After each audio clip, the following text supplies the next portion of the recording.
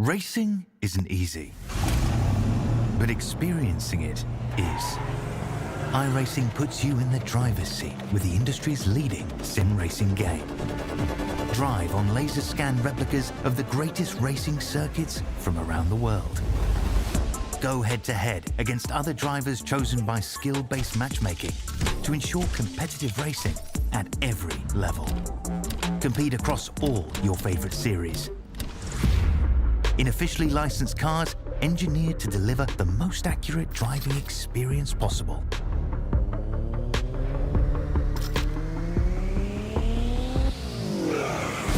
Join a race or host your own with players from across the globe. Race against the computer or in a league with friends. Feel the thrill behind the wheel. Visit iRacing.com.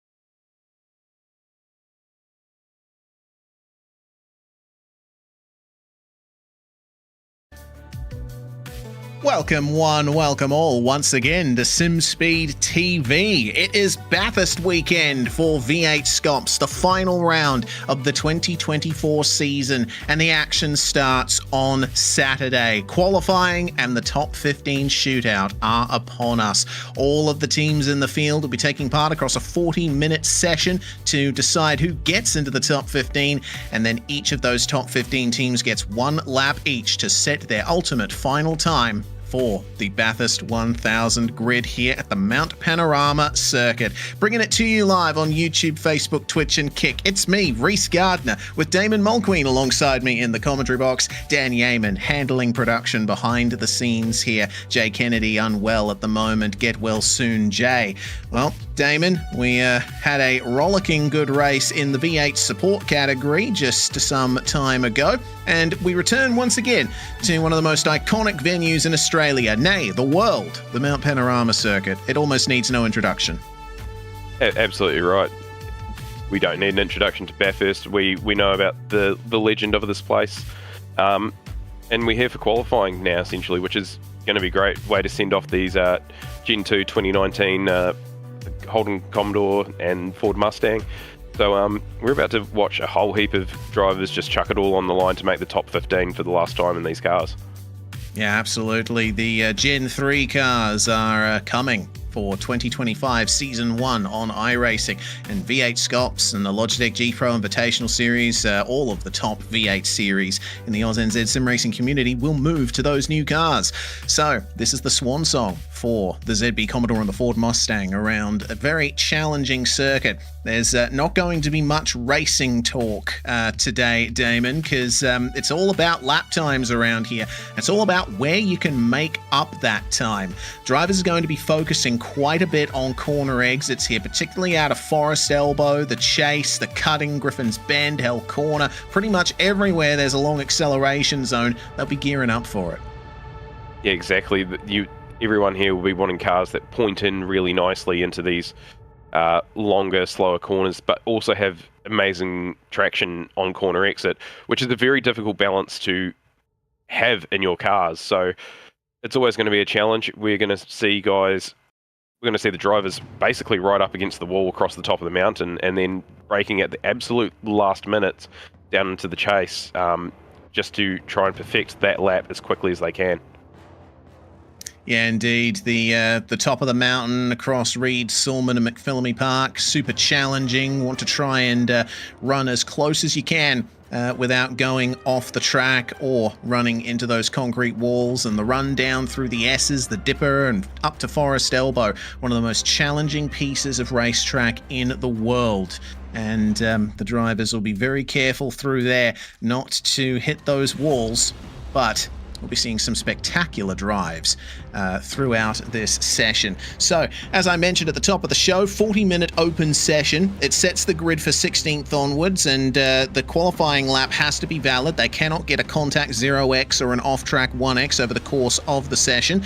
Meanwhile, the top 15 advance to the shootout, and they go in reverse order from 15th to 1st in the initial qualifying session. Since it's going to be in a warm-up session in the server, 0x contact is not going to affect affect the lap times. So we're likely going to be seeing them push that little bit harder. Yeah, and with those iRacing rules, as you've said, the slightest brush against the wall, that causes 0x. That's it, your lap's done. Whereas in the top 15 shootout, because it's in that warm-up session, those 0x's and 1x's, they're not going to worry those lap times at all. But the thing is, the drivers are still going to need to be ultra careful not to damage the car in the process, because if you've done it going across the top, that's going to affect you going down Conrod Straight, which is a pivotal point to have as much speed as possible. Yeah, absolutely. We're going to be seeing plenty of little wall taps potentially, and maybe even some slight brushing of the barriers at the exit of Forest Elbow there. So that's how things are for the qualifying and the top 10 shootout yet to come. Still about 3.5 minutes remaining in the practice session before everyone puts the gloves on and gets out there for some fantastic fantastic qualifying action, I should say. The Endurance Cup standings, meanwhile, after the Sandown 500, led by Vermilion Esports. Zach Rattray-White and Jake O'Reilly have put on some fantastic performances here. They've gotten podiums at both rounds so far, did exceptionally well at Sandown, and Trans-Tasman Racing 22 only 24 points behind. So Brady Myers and Josh Anderson are going to have to pull something out here at Bathurst if they want to run this to the wire. It's equal for third, meanwhile. Fishy Motorsport 269 and Synergy Sim Racing 143. It's going to be a great matchup between all of those drivers. It's only a further 6 points back before you find the Phoenix Racing Team car of Rayan Leonage and Dylan Pereira. They didn't quite have the best of runs at Imola. They did very well at Sandown, but ultimately not on the podium. So Bathurst is going to be their final chance at redemption here to make their way in. The drivers... the teams within about 250 points, I believe, will still be in contention for the Endurance Cup title, but they're going to have to rely on some extra problems for everyone ahead of them if they want to gain some extra times. I believe it's closer to 180. Is that right, Dan? Is that what I heard? 480. Okay, so all right. So I was wrong on both counts. Basically, everyone in the top 10 here is ready to go for this absolutely fantastic championship battle. The championship within a championship. The Doing Okay by Lob's 088 car, James Scott and Jared Filsell. Well, there's no pressure on them for the overall 2024 Drivers' Championship because James Scott became champion at Sandown. So this is just going to be a nice run for these guys. They'll want to cap the season off with a win, but the pressure's off in terms of the points. Yeah, which is kind of nice. You can just absolutely go for it. You can do whatever you want to get through this race. Obviously, you want us to qualify all the way up as far as you can to help yourself in the race as much as possible. We do know that because it's a long race, means anything can happen, but to have a little bit of ease in your mind is a big relief when you go into a big race like that. And if you can manage to do that, if you're a bit further down in the points, and you can jump a lot of your competition, that's also just another mind easer. Yeah, certainly is. Well, that's the top 10 in the Endurance Cup standings. Vermilion versus Trans-Tasman at the very front, but we'll have to wait and see what the Doing Okay by Lobs cars will be able to do to sort of spice up that battle a little more. To the on-track action very shortly. The session is about to tick over. We're 30 seconds away from practice ending and the 40-minute open qualifying getting ready to go. We have tons of cars in this session. 46 teams turning up here on the Saturday. How many of those will ultimately start the 1,000 remains to be seen, because there's always one or two teams that get something wrong when it comes to team registration. So we'll just have to wait and see who ultimately gets it right there. Yeah, unfortunately, it's with just some of these team registration things that happen occasionally all the time. There's a lot of admin work from both series organisers and the teams to get it all right. And it's very easy to accidentally mess something up, which causes issues. Yeah, indeed it does. But that's going to be for tomorrow morning. at 10:30 a.m. Australian Eastern Daylight Time. That's when we're going live for the 1000 tomorrow. For now, we have 40 minutes of open qualifying starting right now. It is time for the teams to emerge from the pit boxes and make their way out onto the virtual racetrack. Leading the charge out of pit lane is the number 41 DPR racing car, Circulators Incorporated machine, with Andrew Dyson at the wheel, ultimately giving up the top spot there to Byron Phillips in the Eclipse Sim Sports Kittens machine. And really being matched up here with Blake Fitzpatrick in the Pacific Esports Racing car there. One of the retro liveries here today. We also see that Black Hawk Motorsport with Dean Powell at the wheel in the 99, just emerging from the cutting in the background there, is also running a retro livery for this round. There's been a few teams that have decided to get their old paint jobs out for this final tilt for the Commodore and the Mustang. A bit of a sim retro livery situation going on in the number 47. Bo Albert and Kurt Stenberg driving for Trans-Tasman Racing here, and that is a paint scheme that I am certainly very familiar with. When I was with Dayco Motorsports, that was the livery that Kurt Stenberg ran. That was coming up on 8 years ago now. That's really incredible stuff. But it's good to see that Stenny is going to be out there in the bright blue once again. Yeah, it's great to see a lot of the teams coming out with retro paints for final round here, and some teams also going to the extent to have special liveries for Holden's last hurrah in supercars here on iRacing. We've got Synergy Sim Racing's Brendan Hobson, who's teamed up with Brady Baldwin running the Farewell Holden paint. I want to say it's the 96 HRT Commodore livery, slightly adjusted. I've got that wrong. Please don't shoot me. I can't think straight at the moment.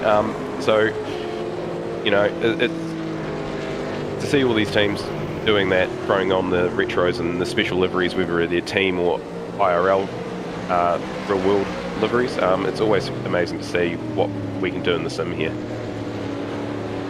Yeah, absolutely fantastic stuff there from Synergy Sim Racing. I've received a little tidbit from Ryan Jones, who is sharing the number 41 car with Andrew Dyson. Apparently, Andrew is going to be qualifying the car, as we've already seen, but if Andrew Dyson makes the shootout, Ryan Jones will be doing the shootout lap, and he says that he's miles off the pace, so that's certainly going to be entertaining. Yeah, I don't think I've actually ever seen Ryan race a supercar in a long time, so I've got no reference or gauge on his pace, but if we're going off his words, we better believe it, or is he psyching us all out? Yeah, I don't know. You can never really tell with Ryan Jones, but usually when he says that he's slow, he's honest about it. But yeah, he's done all right, I think, in the Enduro Cup this year. Be interesting to see how he does around Bathurst. But for now, first qualifying lap halfway around here for Blake Fitzpatrick in the 686 machine, Pacific Esports Racing. Leading the charge here, as it looks like Sho Kanatake in the Phoenix Racing Team 86 is going to be the final car to start their first qualifying lap. And the sectors, for the time being, looking okay. At the very least, you want a banker. Remember, this is an open session. You have to deal with other cars on track. So if you're able to get an alright lap in to start with, then you'll be able to carry that forward. The track is very warm too, 38 degrees Celsius. So you have to strike a bit of a balance, don't you, Damon? The fact that, you know, you can get a banker in, you can push a little bit less just to make sure you get the time on the board, but there's every chance that the track will continue heating up and your ultimate lap time may get slower. Yeah, and with, as you said, with the 46 cars on track, the track's basically is going to have someone on the track almost everywhere, so the track's not going to get a lot of time to recover from the heat generated by the cars running over it, but with the sun that's beating down on it too, we can only expect it to get hotter out there. Although, in saying that, we are 20 to 4 in the afternoon here in Sim, so maybe the track might start to cool down a little bit. Yeah, there is a chance, and the shootout is obviously going to be a bit later in the day as well, so there'll be reasonably cool track temperatures there, again around about 30 degrees Celsius. The first salvo of lap times has come in, and well, this car was P1, but now they're P3, because Doing OK by Lobs 088 has taken provisional P1 there. Jared Filsell at the wheel of the championship-winning car, and now Trans-Tasman Racing 22 has put in a lap to put the Vermilion Esports 117 down to third. So the big guns are out, and they do be shooting. Yeah, it didn't take long to see a big lap there coming from, was it Filsell? Jared Filsell on the... Yep. Yeah, it didn't take long. He's also got a benefit there of having the draft from Paul Warwick in the Fishy Motorsports car ahead. So that's a big help down Conrod. Easily gain a couple of extra attempts there, and to see the amount of time that he took the fastest lap there on the first lap, might have had a wee bit to do with it there. And then, as you said, Brady Myers brought in the Trans-Tasman Racing car and only being a couple of attempts off. So I think we've seen some pretty good bankers set already. So I think we're going to see these drivers absolutely send it now. Yeah, indeed. I'm expecting a 2:03 on the next run of laps here. 2:04.053 is tantalizingly close to that magic bracket. Well, a little slight brush of the wall out of Forest Elbow for Zach Rattray White, as all of the drivers are now coming in to the pits to reset their cars here. Of course, the no escape rule is active, as in all V8SCOPS qualifying and race sessions. You cannot stop on track and escape back to the pits. You have to make it back to the pit lane under your own power and stop in your box, and then you can press escape.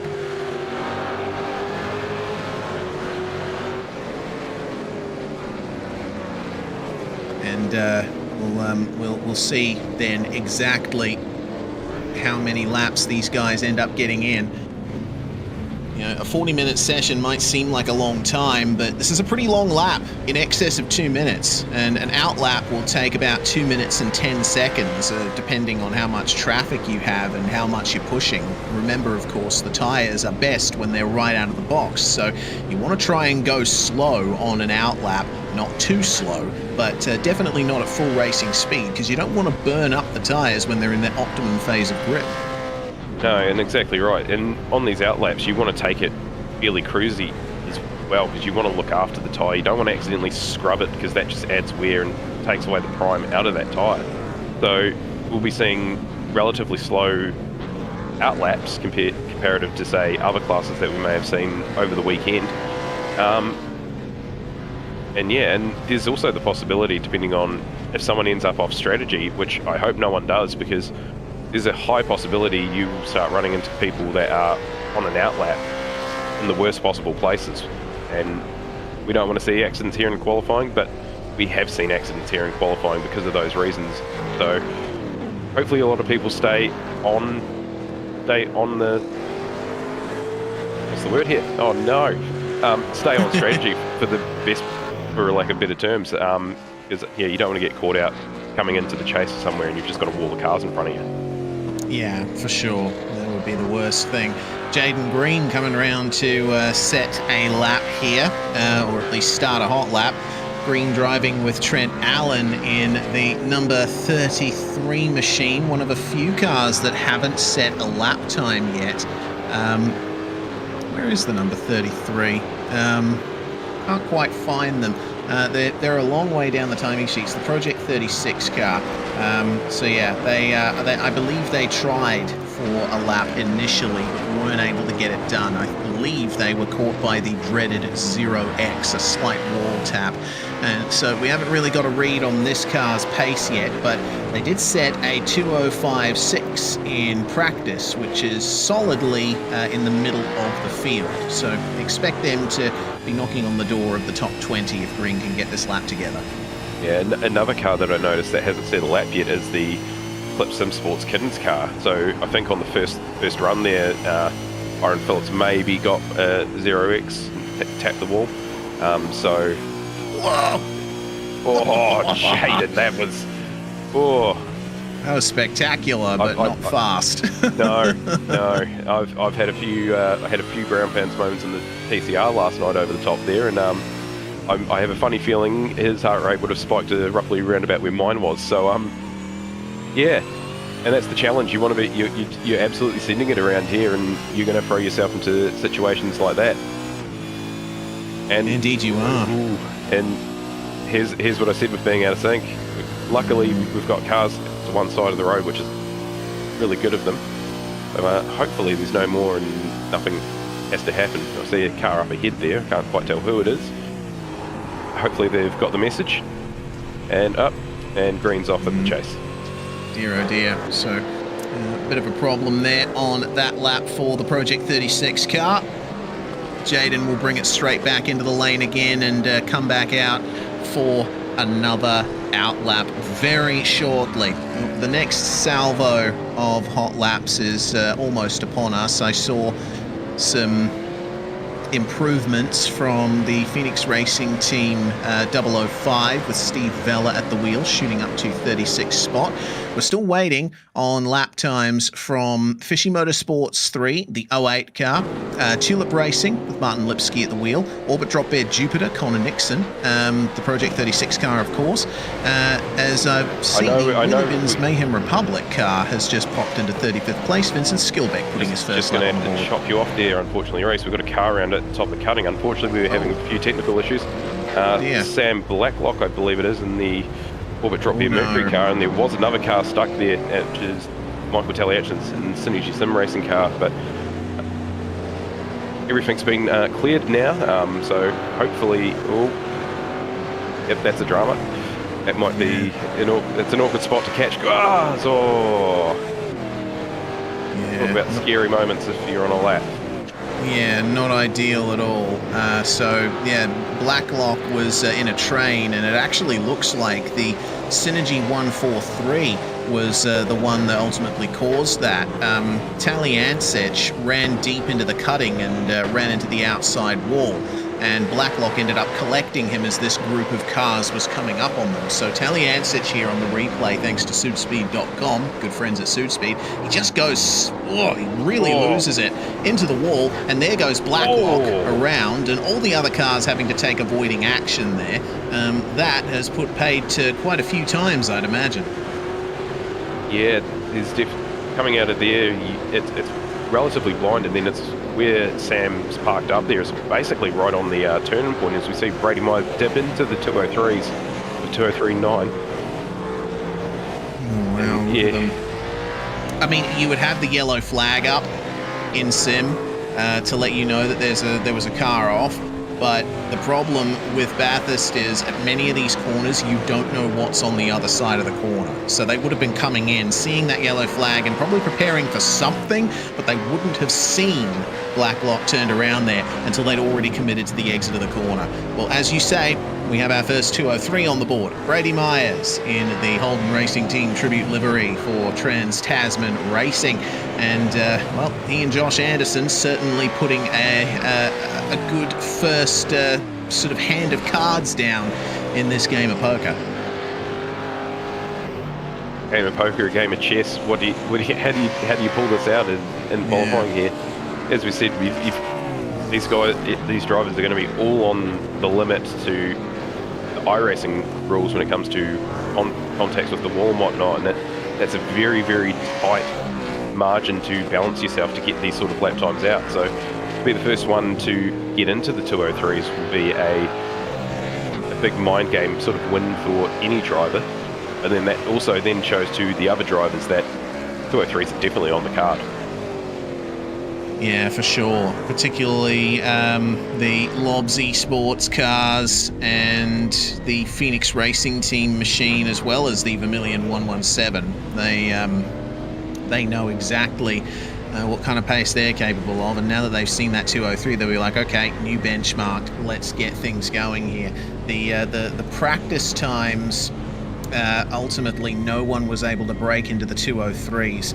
They're doing okay by Lobs 088, 204.027 fastest time in practice. So that has already been beaten by TTR.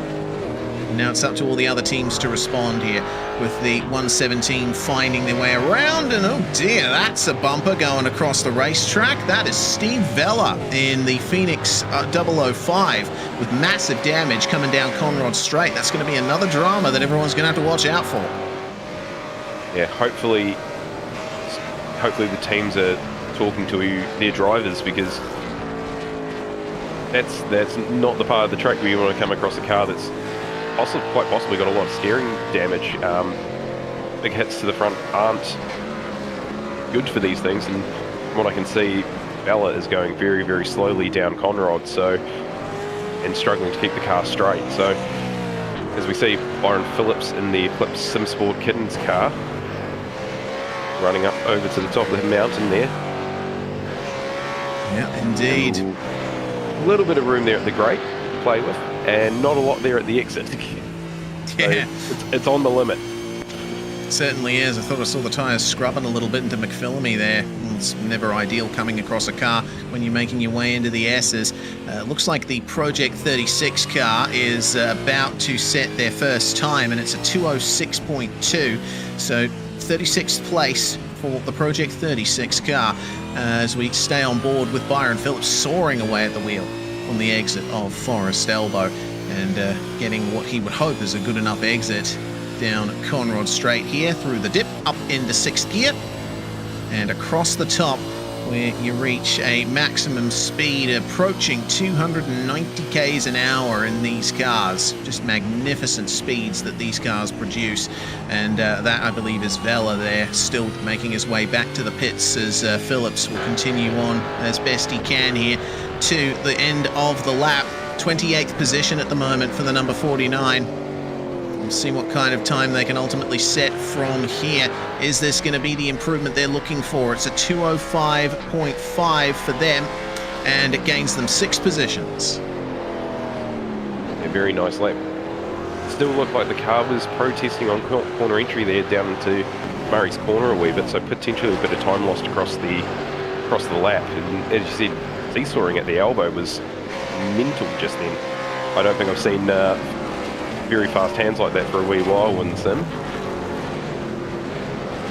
Yeah, we've got a bit of an issue approaching down Conrod Straight, I think, for some drivers on hot laps here, as Blackburn is coming down into the elbow, coming up into the chase. Quite a long line of cars that are very slow, letting drivers by. Zach McDonald has had to really compromise his line into the chase in the 9.5 SimSports 6.54. So problems continuing to emerge here in the early stages of the open qualifying session, or I should say the mid-stage by now. We're almost on 20 minutes to go, almost halfway through. Let's see if Blackburn can nail the exit of the chase here, up behind the 808 Frogleap Juice Racing car. I believe Rob Crisdale at the wheel of that one after taking part in the V8 support race. Dives into the pits as Tyler Blackburn commits to the end of the lap. Now, car number 13 will set a 205.2, and that's not going to result in much of a jump for them. Actually, it will. Timing updated a bit later than I expected. They get into the top 20 thanks to that lap. Very nice from Blackburn. Yeah, it looked like a pretty nice lap from where we picked up on Tyler Blackburn there. Yeah, as you said, there was a big gaggle of cars ahead of Blackburn slightly further down Conrod Straight, but beyond that there was a lot more, and it looks like everyone's managed to get through that fairly well. I'd like to hope so. We didn't have any eyes on it, but I did see that there was a big gaggle of cars all coming up over the crest on Conrod as Tyler was coming down the hill. So now as we ride on board with Fuel Cell, pushing it to the absolute limit across the top. I don't think we could have got what's Crompo's line, a cigarette paper between the car and the wall there. Yeah, super close here for Phil Cell, 3-time champion of V8 SCOPS, and he has got a lot of stats, a lot of history behind him. Turns in nice and smoothly into Forest Elbow. Update in the top 10, Brian Borg at the wheel of the Racecraft Simulations 017, putting himself into 6th place with a very nice 204.7 from that Mustang.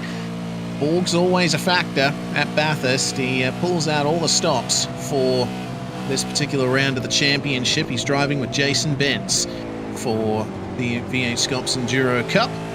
Phil Sell on his way out of the chase now. Got a car ahead of him, but shouldn't be affecting his pace all that much. He's got to beat a 203.9 there. There's more traffic at the end of the lap. Is this going to be the magic lap for Phil Sell? A 203.974. It is an improvement, but not quite enough to dethrone Trans-Tasman Racing. And that makes it 2 cars that have made it into the magical 203s. And a pass going on in qualifying. Is that what we're just catching up on there? I think we are. Cars of very different pace here, trying their best to negotiate each other. Maybe not too different. That car's in 5th place there. The Fishy Motorsports 1 car, Michael Angus, absolutely reeling it in here today. It's Josh Horton in one of the Vermilion Esports cars. It looks like they've all just finished their hot laps here. Horton setting a 2:05.0, and that looks to be down in 16th place. They just improved to that. But I got to say, that Fishy 025 is looking really good here. Yeah, it definitely wasn't a car I was expecting to see that high up the timing sheets and qualifying here. So they're doing a really impressive job at putting in a serious attack on the mountain here this weekend. Very serious indeed. This is the car that currently occupies 6th place. With the recent improvements, the Racecraft Simulations car has fallen to P8, and Bo Albert is one of the drivers joining us on Zoom here. He's one of the drivers using paddle shifters, and looks like a more Formula 1 style rim on that car. Albert does take his sim racing very seriously, and he is looking as pacey as ever here. Driven for a few teams in V8SCOPS. He was originally with Evolution Racing Team, then he drove for Altus Esports, and then left to become a privateer, and he's made appearances for Trans-Tasman Racing and ERT in the meantime. So we'll see what he can do here. Pairing up with Stenny today, but driving with ERT for some solo rounds of V8SCOPS. So Albert finishing his run there, bringing it in for another time. And looks like pit lane is absolute hive of activity at the moment. Further cars out on track at the moment, including Rob Crisdale, who's driving with Mark Poynton here. They currently sit in 26th spot. Now, what they have to do to improve here is basically gain just a few hundredths of a second. Meanwhile, an improvement from 24th to 17th for the Americans down under car. Philip Kraus at the wheel, who just a couple of days ago secured 2nd place in the IndyCar butt kicker iRacing Pro Series. He's very active on the American open wheels side of the iRacing service, and he is certainly incredibly fast, especially on the ovals. I had the pleasure of watching him all the way through that championship. Very skilled man behind the wheel of the number 74, driving with Adam Blocker. They always pair up and come down to Australia for the V8SCOPS Enduros. Yeah, it's great to see them come in and have a run come and have a run in the series here.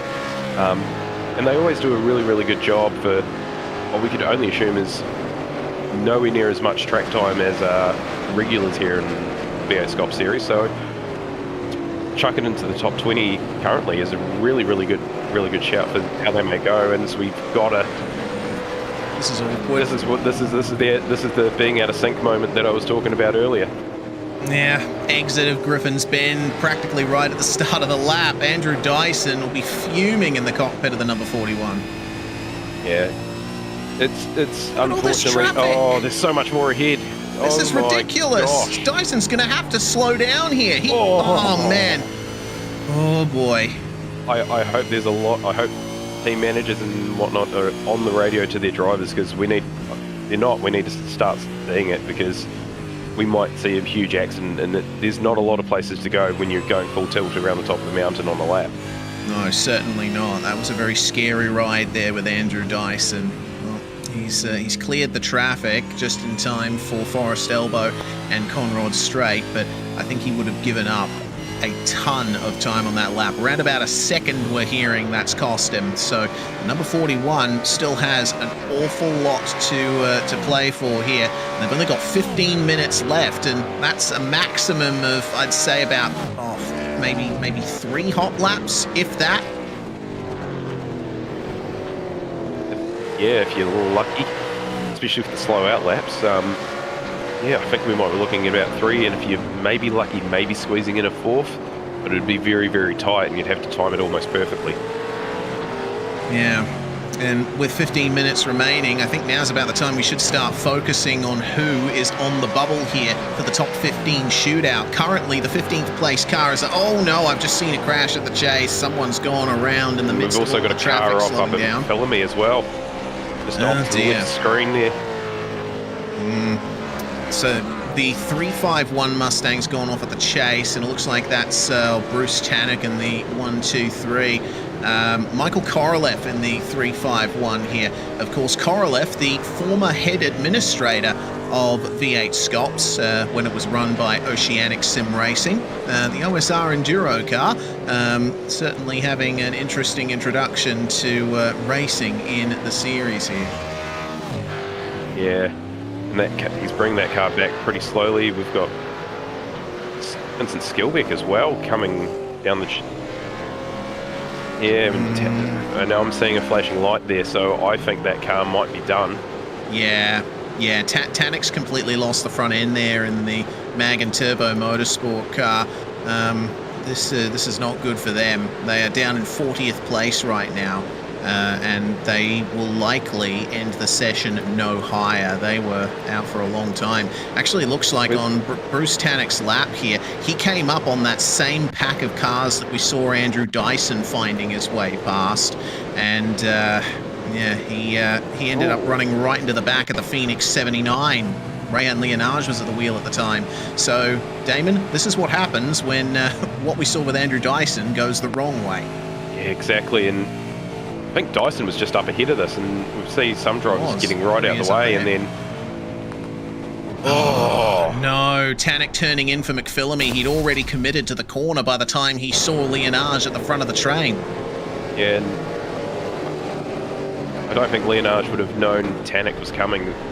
Luckily here in iRacing we have access to a relative, but it was more cars behind him that would have blocked him from knowing, and having all those cars right up behind him, he wouldn't have been able to see anything out of his mirror. So this is where I said, if you've got your co-driver or a team manager with you, they need to be on the lookout constantly.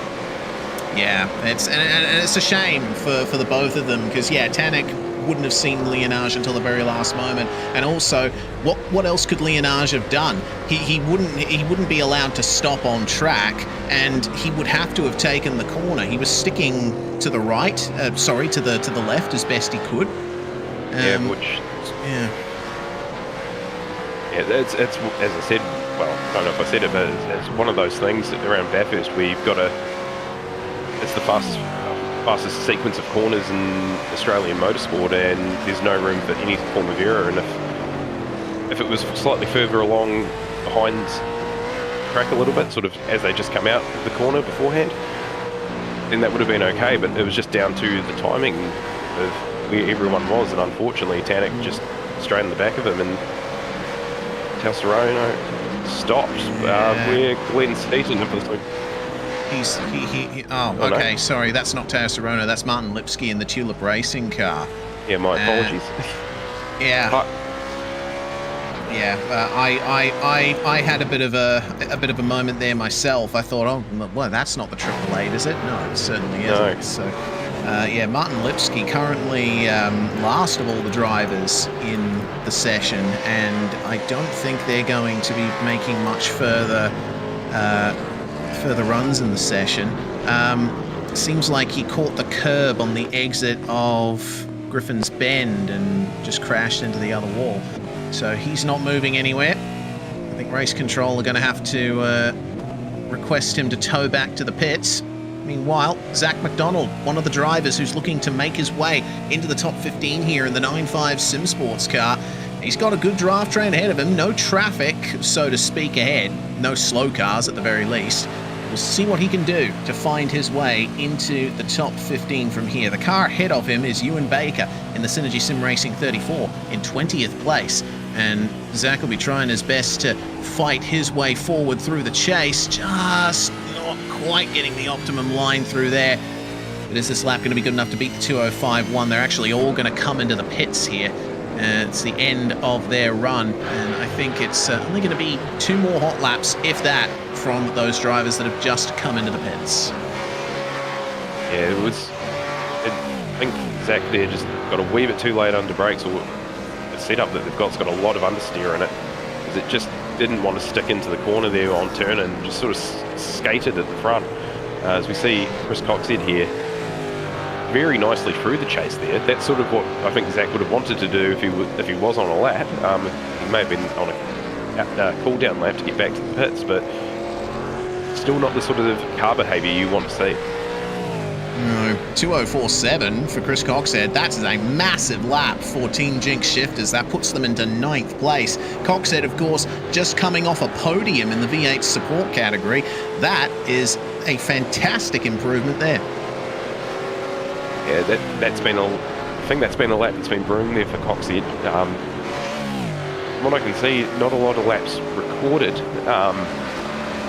His previous fast lap that we saw there beforehand is the only other lap that he's set with an actual lap time that stuck to it. So that Team Jinx Shifters number 208's got some decent pace in it.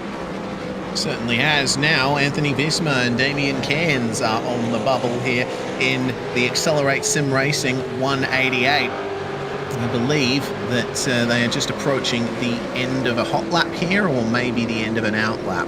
Unsure exactly, but out of the final corner we will know the story. 2:04.9 is the time they have to beat, and it is the start of a new hot lap for them. If they can get a few extra tenths, maybe even a few extra hundredths or thousandths on this lap, that could be enough to keep them in the shootout.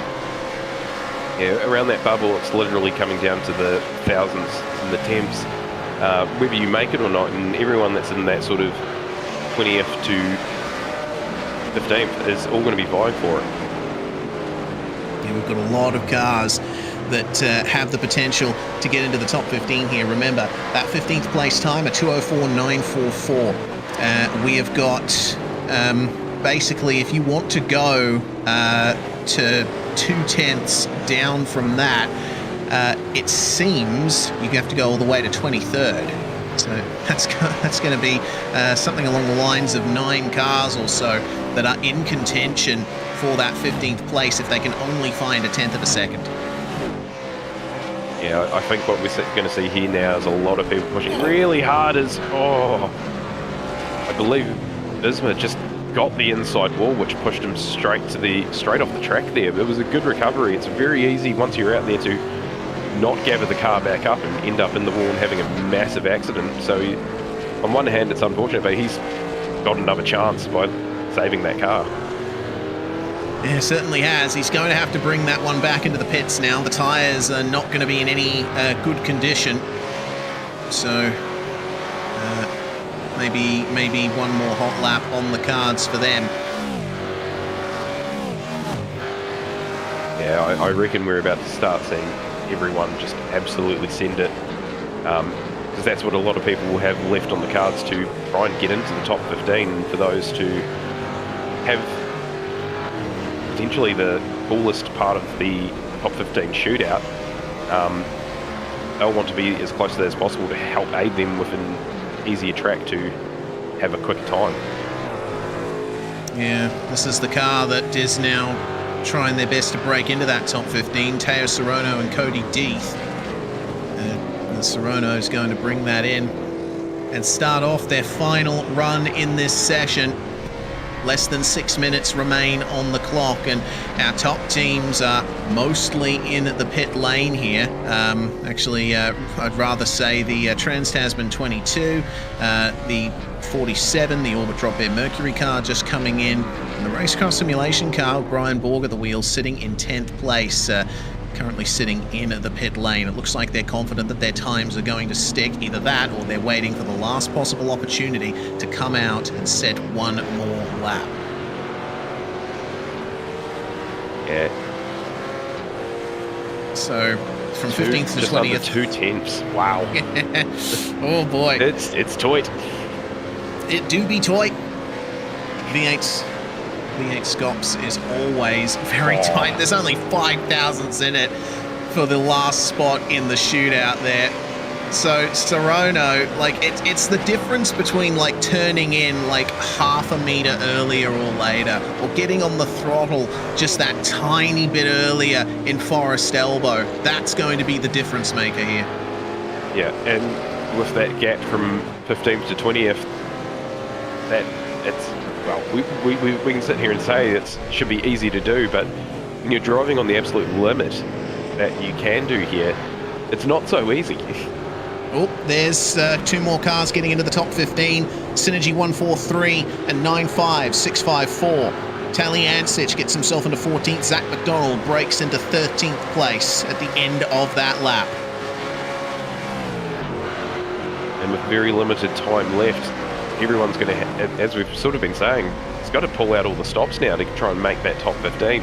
This is the go serious time now. Absolutely is. Ty Delaney in the Fishy Motorsports 07, which is certainly in contention here, now sits in 16th place and has to break into the 204.8 bracket to really get into it. How much is between the 15th and 16th place cars? Just 0.03 of a second or so. So that's going to be the problem there for Ty Delaney. Oh, big oversteer on the exit of Griffins. He won't be happy with that. He isn't suffering much in the Doing Okay by Lob's car ahead. That is one of the fastest cars in the field. So he won't be having too much trouble there. The 269 of Kenneth Latta currently sitting there as Delaney just bumps the wall through Reed Park and Stallman Park. And it looks like in the middle of all of that, Philip Kraus has broken into the top 15 in the Americans Down Under Commodore. This is exciting. That is, wow. I love qualifying sessions. Sometimes they're the highlight of a weekend for me, just to see how much drivers can gain when it's just them versus the track. Well, let's see if we can get some international representation in the shootout there, and Phil Kraus and Adam Blocker can hold on to that place there. Delaney picking up a tiny bit of slipstream down Conrad from the car ahead as he makes his way through to the chase. Is this lap? He's definitely down on this lap, and the slight bits of contact with the wall certainly wouldn't have helped him. So I think he's going to be bringing that one in, and that might be their session over. There's only 2 minutes and 15 seconds remaining in the session, and you need about that much to get out onto an outlap. I think this might be the end of the session there for the Fishy car. Yeah, I think you're quite right. And by the time you transit, stop in your box to get a fresh car, fresh set of boots, there's just not enough time. So anyone now who's coming out of the pits, there's no point. You're not going to make it, I'm pretty sure. Yeah, there's 15 thousandths of a second in it for P15 in the session. The bubble for the top 10 shootout, actually, more like 6 thousandths of a second. Righto, I completely got my maths wrong there. Philip Kraus and Kenneth Latta, they'll be fighting tooth and nail for this. And we know that Kenny can bring out some great pace on his day, and he'll have the advantage in that he's had a lot more time in this car than Phil Kraus has had. Regardless, though, going down from 15th to 19th, there's only 0.06 of a second in it. So this final salvo of hot laps is going to be one to watch. And this is where all the tensions everywhere are going to be building behind the wheel of every car that's out there at the moment on a lap or about to begin a lap. Kenny's going to get to the line with plenty of time to complete this flying lap. So this will be interesting to see, because I don't think the Americans Down Under car will be on track. No, and they're in the lane. Oh my lord! Okay. Everyone, no one wants to lead the train here. Everyone wants the draft. Yep. Oh, they got to get into order somehow and commit. Here we go then. with 30 seconds remaining. All of these cars on screen setting their final hot laps of the open qualifying session. Ladder turns it in nicely to turn 1, uses all of the curb on the exit. Exactly what you want to see, the best start possible to a lap at Mount Panorama. But Hell Corner is so hard to get right. Yeah, it's a deceptively tricky corner. The camber going into the corner is, if you miss it, it just pushes you straight out, and Kenny got a great line through there, and it looks like a bit of a wobble there as he got to the curb out of Griffin's. But, you know, you've got to use the track, you've got to use all the camber in the road, you've got to use absolutely everything to your advantage. Short shift over the wee hump across here, and you just got to get close to the walls and be right on them, essentially, without giving them a rub. So this is where this high intensity is in now. Running all the way up to the wall on the way into McPhillamy, clip the curb on the apex, run over the curb on the exit, don't go too far over it though, car slow in the S's, oh boy, oh dear, that's a bit scary, but Latta will maintain the pace. He might have cost himself a tenth or two there in reaction to those cars going off at the S's, but he will be picking up the slipstream here on Conrod Straight. The car ahead of him is Michael Angus. Well, Fishy and Fishy assisting each other at the front of this field. Angus still remaining in P5 there in the Fishy Motorsports 1 machine, so Latta is going to be appreciating this slipstream here. Let's see if this benefits him at all.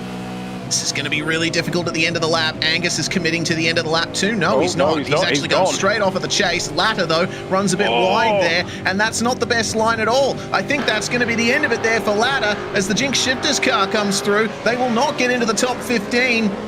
The final lap times now coming in here. Will there be any changes for the top 15 here, or has Philip Kraus done enough in the Americans Down Under? Paul Young's just gone up to P15. Oh, Paul Young going to P15, just scraping into the shootout. Americans Down Under is out. And Anthony Visma, meanwhile, he's trying to get back into the top 15, but he's got traffic at the end of the lap. And just run off. Oh, no. It's done. It's done for him. Teo Sorono across the line here. Is this enough for the 888 2046? It is, and they get into P8. Okay, so that means now the Synergy 143 is the car on the bubble. Are there any other cars out there that have yet to come to the end of their lap? It doesn't look like it. Everyone's coming in. You know. Yeah, it looks like they've done it. The 808 brings it in, and that's going to be the end of their session. Good Lord, what an end to the qualifying that was. Super intense. Yeah, very unfortunate there for the Americans Down Under car to just miss out on the top 15 shootout. Still an incredible effort to be inside the top 20 given the field here. A lot of the drivers know these cars probably a lot more than the Americans Down Under team, but it was a great effort to see them come out and drop it in the 20. Yeah, absolutely. Man.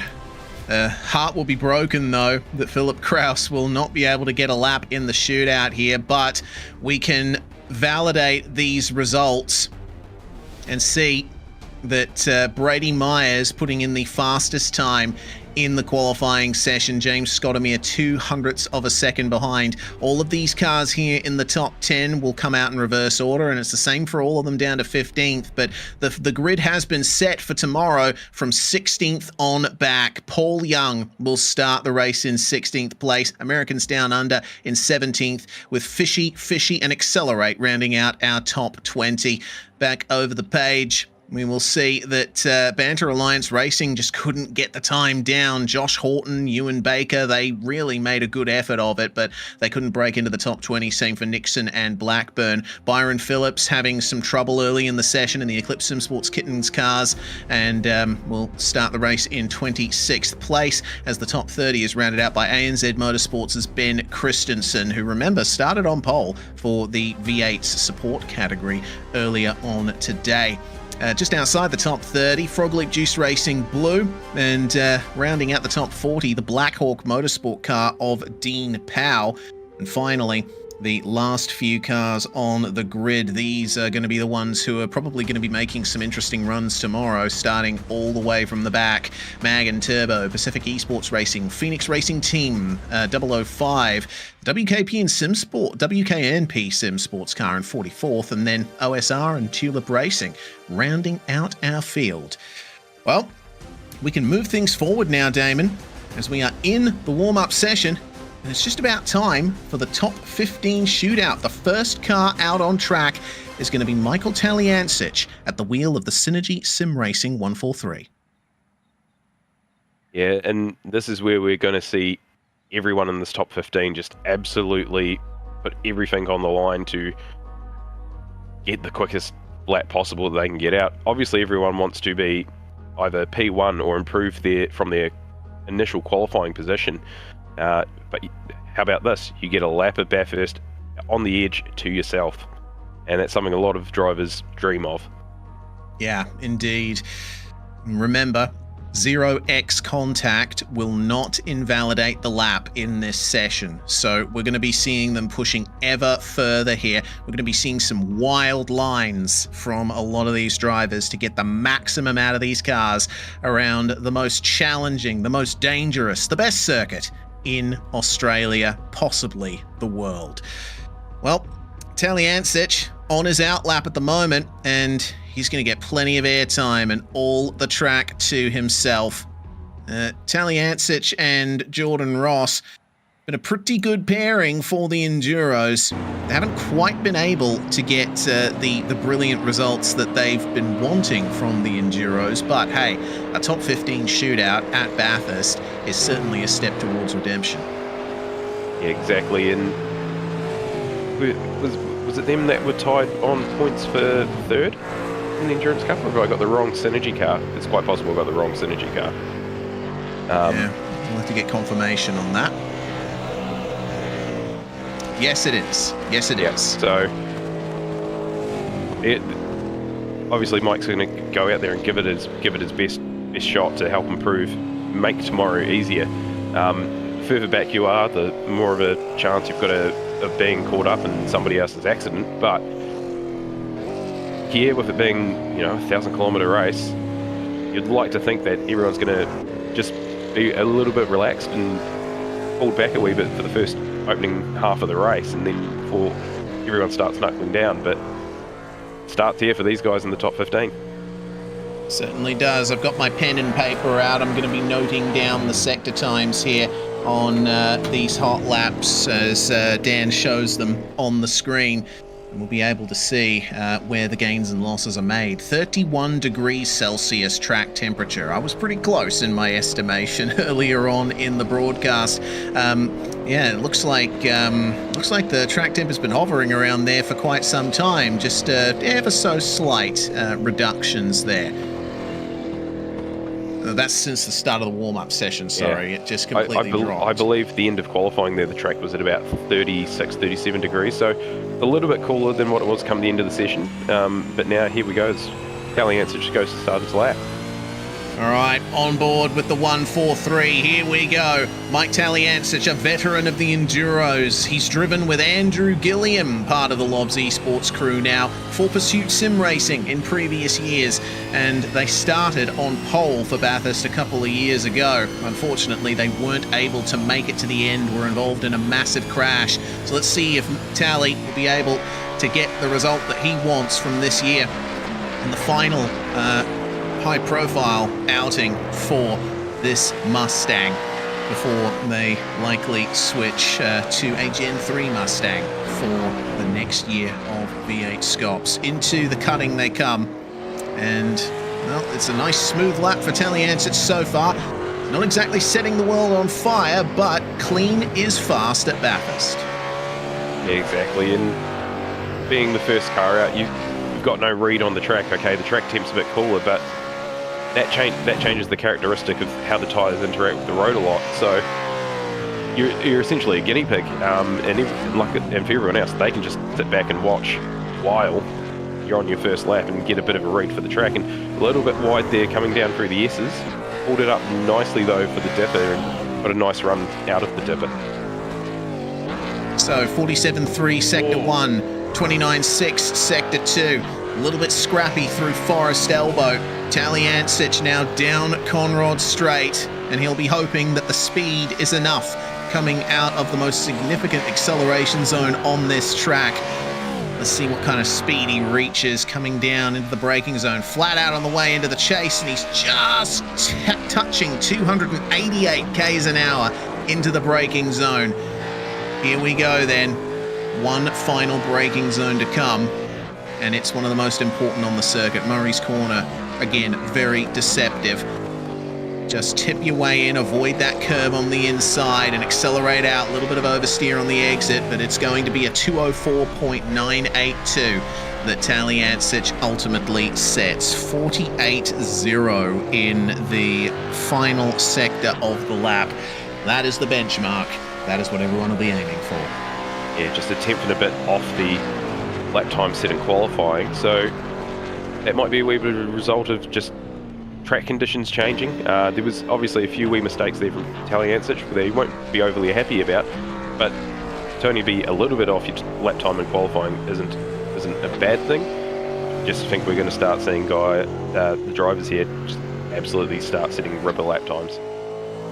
Zach McDonald and Craig Schultz in the 9.5 SimSport 654. Next car to start the lap from here. Managing to get into 14th place in the open qualifying session.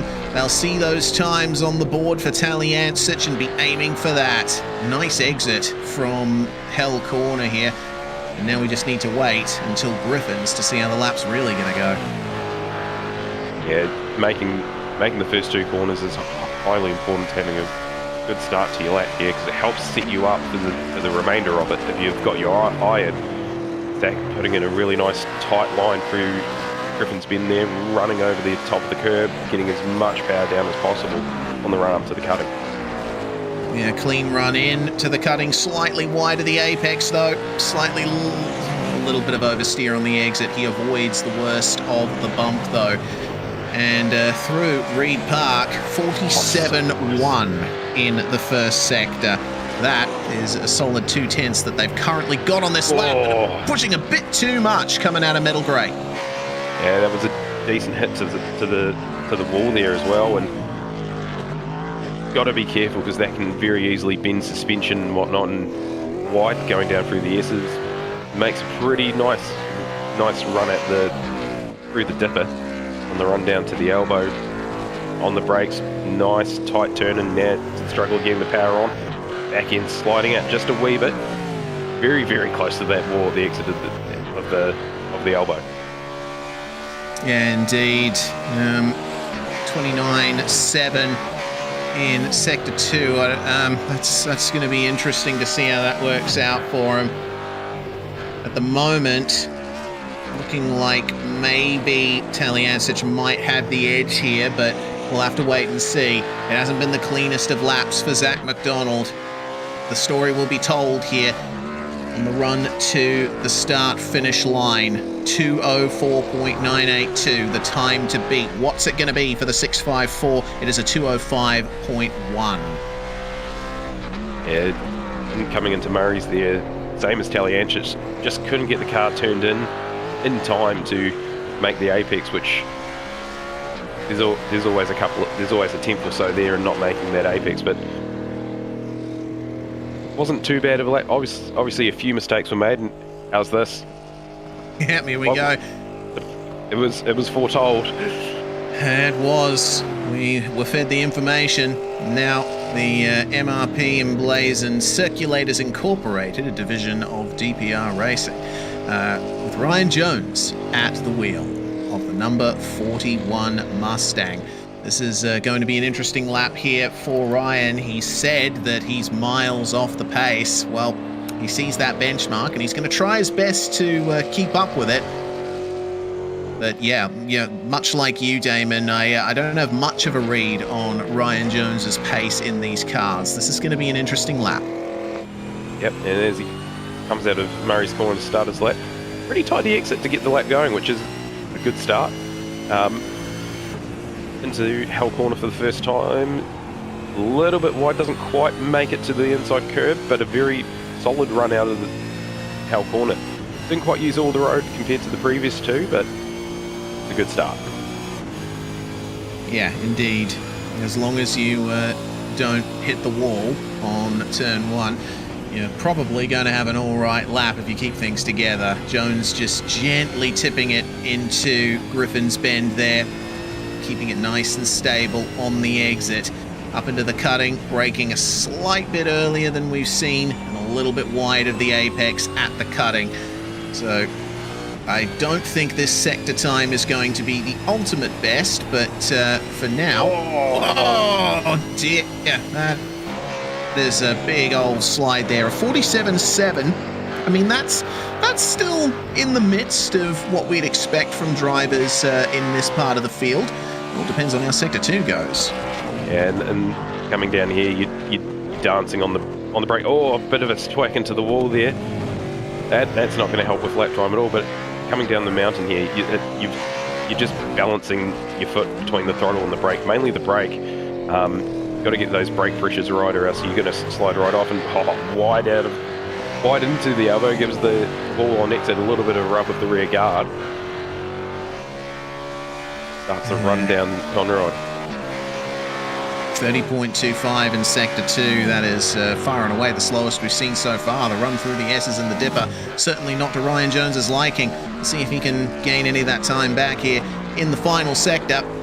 Hard on the brakes for the chase. Just tips into the grass here.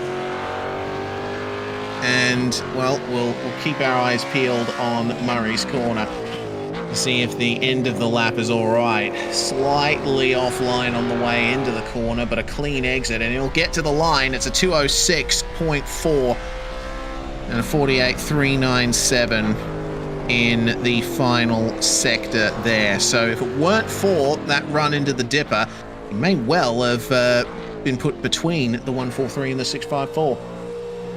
And now as we head to Brett Loxton, Team Jinx Shifters 209 car.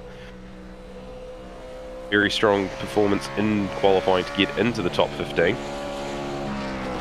And Brett will obviously be looking to improve on the time in qualifying, but so far our drivers doing their laps haven't been on the money with their qualifying time, so it's been a lot of cars understeering and having wee moments at the rear, and that hopefully Brett's all on top of this. Yes, well, he's just come off a race win in the V8 support category, so he's got his eye in for the track. Clean entry into turn 1, not quite clambering over the curb at the apex, but that's all right. Hell corner, basically many lines are possible, and if you run a tiny bit wide, it's not the end of the world. As long as you get the momentum and the run down Mountain Straight, you'll be totally fine. Coming down into Griffin's, early turn in, stick to the inside, not using the curb at all on the inside there, but just clambering over it on the exit. Like a clean start to the lap so far. Now the first sector time that he needs to beat is a 47.1 from the 9.5 Sim Sports car. So we shall see in just a few moments whether or not that time is up to par there. It looks like a 47.9 unfortunately, so he's going to need a little bit more here in sector 2. Yeah, if Brett can keep it clean for the back half of this lap, not have the car understeer out underneath him, I think you'll find a lot of time coming down the second sector, which will be a big point of gaining time on the drivers that have gone ahead so far. That's the braking into Forest Elbow then. Middle of the road, just angling it towards the apex there and accelerating out. Sector 2, a 29.7. He was so close to the wall there. You reckon if the cameras had feelings, that one would have been scared for a wee moment? Yeah, maybe a slight heart attack moment, but at least there's a concrete barrier there to arrest the car's speed. Into the chase he comes, and just touching 291. Man, that is some solid straight line speed from the Jinx Shifters Commodore. And a clean run through the chase there, just clambering on the curb on exit as he heads into the final braking zone for Murray's. This is where a lot of people have been having an understeer, and that's a lot better and a lot tighter line. Gets on the power and pops out with a 204.969. 696. 696. Ugh. Very nice. So the majority of that time came in the final sector there. 47-second final sector, and I think a lot of that was due to the straight line speed. Either they've trimmed out the rear wing to high heaven, or Loxton just got a fantastic exit from Forest Elbow. Regardless, he should be very happy with that lap. Next up on the cards, Brian Borg, taking to the wheel of the 017 Racecraft Simulations Mustang. Jason Bentz driving with him. It'll be interesting to see how Bentz and Borgie do here in the race tomorrow. We know Borgie's got a lot of pace. We know he can do some extraordinary things when it comes to driving this 017 around any track. And is he pretty slow entry into Murray's corner to try and get a really, really nice exit to start his lap. So across the line he comes, and into turn 1. Let's see how smooth he is here, taking roughly the same line as Loxton did, and staying away from the apex curb. It isn't always the geometric fastest line through the corner that is the best, especially around here. Across the rise on Mountain Straight, into the compression, and the car gets driven into the ground as you find your way running uphill. I've walked this track in the real world, and this is where the climb really starts. It is super steep on the run up the cutting. I've been on a few big hikes in my time, but this track was certainly one of the most difficult. Let's see what the Sector 1 time is in the end. It's a 47.2. That's looking pretty competitive. Yeah, it's been a very, very clean, and making all those exits as effective as possible. Running over the curbs there on the run to McPhillamy. Little bit of a slide mid-corner there, and didn't quite get all the way to the other side of the road, but that could be a benefit on the way down the mountain here. Oh, big understeer on the run to the dipper. Yeah, that was a bit compromised there for Brian Borg. We won't be too happy with that. Let's see if the exit of Forest Elbow smiles on him. A little bit of a slide and a lock-up on the way into Forest Elbow. 29.8 is the Sector 2 time. So he's going to have to try and find a little bit more here down the straight. That lock-up probably would have harmed his chances here of gathering it back up in Sector 3. Still managing to make 290 down Conrod before slamming on the brakes. Very nicely done into the chase there, and runs all the way off on top of the curb on exit on the run down to Murray's. Gently does it on the way into the final corner. Another slight lock up on the apex of the corner, but the lap time will be a 2:05.05 there. 48.036.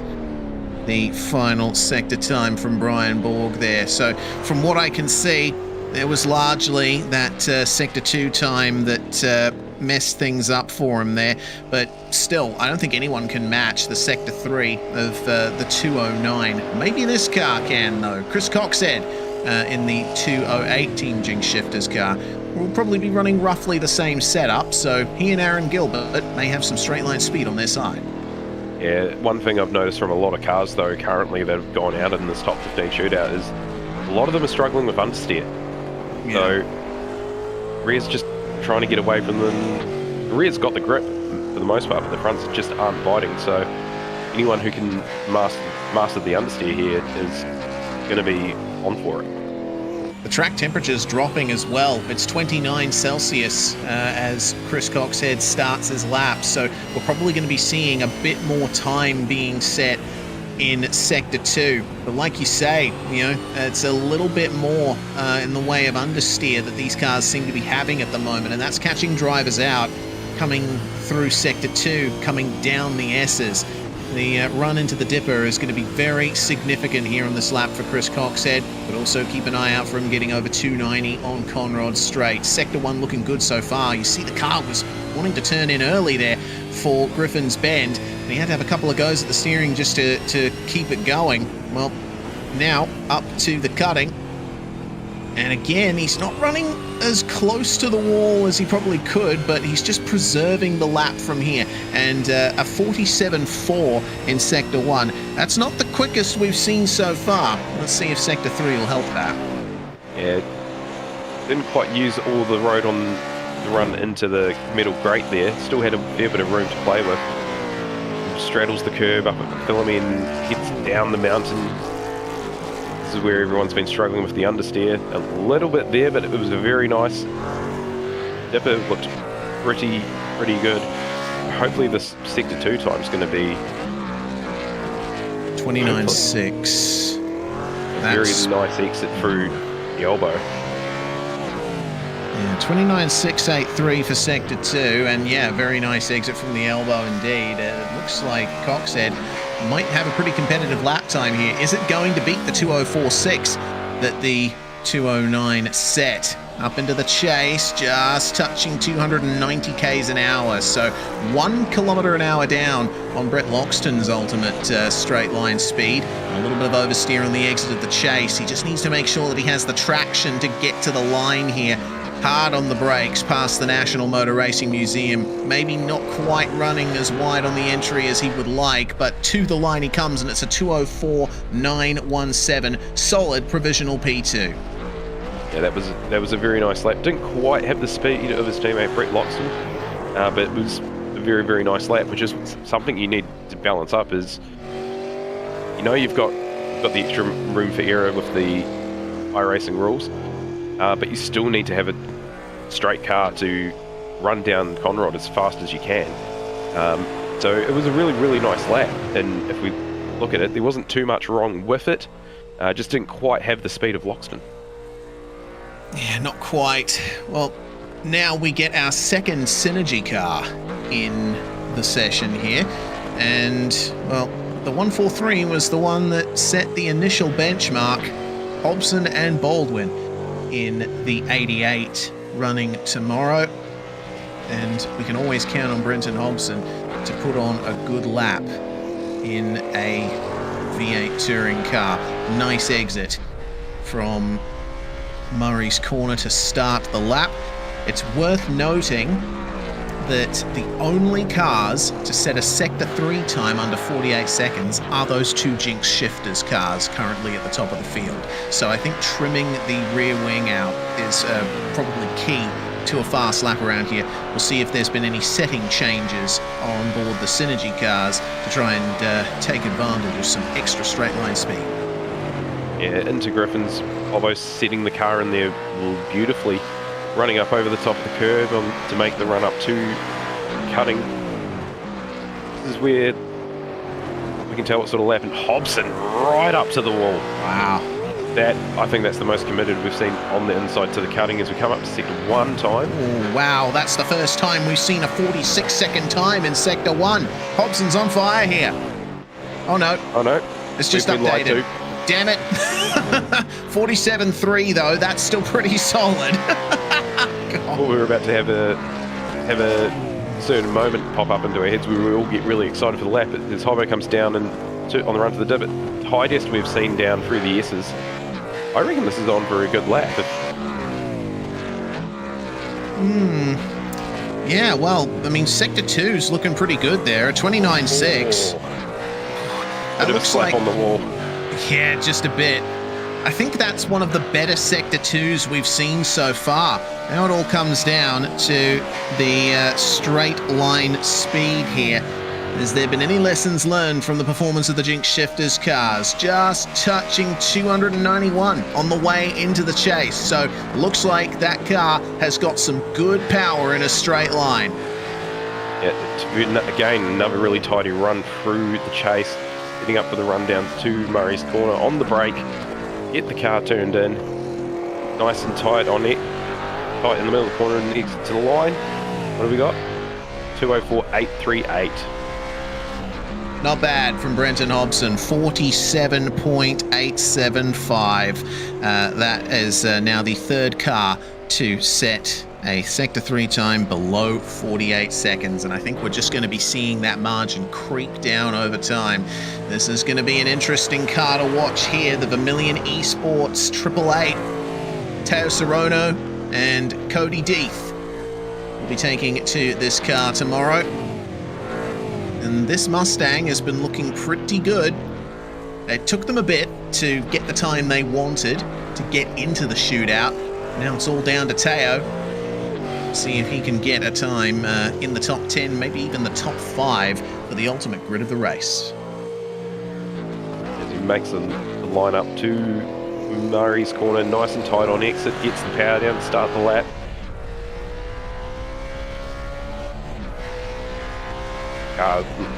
Just the stealth car today, from what we can see on our pictures here, and a wee bit wide on missed the apex, but it wasn't by much.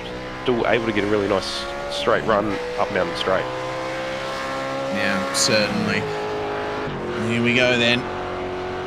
888 bringing the speed up on the way into Griffin's Bend. You can carry so much speed through this corner, but you've got to make sure that you turn in early. That crown in the road can catch you out, and it's so easy to get understeer into there. You have to be so committed on entry, but not induce understeer. We saw Hobson was very committed to the cutting, and it looks like Sorono is the same. Yeah, Sorono kept it nice and tight. Not quite as tight as Hobson. Come up to the first sector timing zone. Do we wait a little bit, see what happens? Yep, 47.5. Then right up against the wall. Yeah, this is very committed across the top, isn't it? Let's see what the run down the S's is like. A little bit of oversteer on the entry there. He had to bring the car back to him. And again, it induces slight understeer coming into the dipper. It seems like these cars are struggling a bit on those quick direction changes and inducing entry slides, but a 29.7 in Sector 2. We'll see if this ends up working out for him here. 29.733. Let's see what the time is like in the third and final sector of the lap. It looks like the 29.6 is still standing pretty well for the number 88 in Sector 2. The run into the chase is looking clean.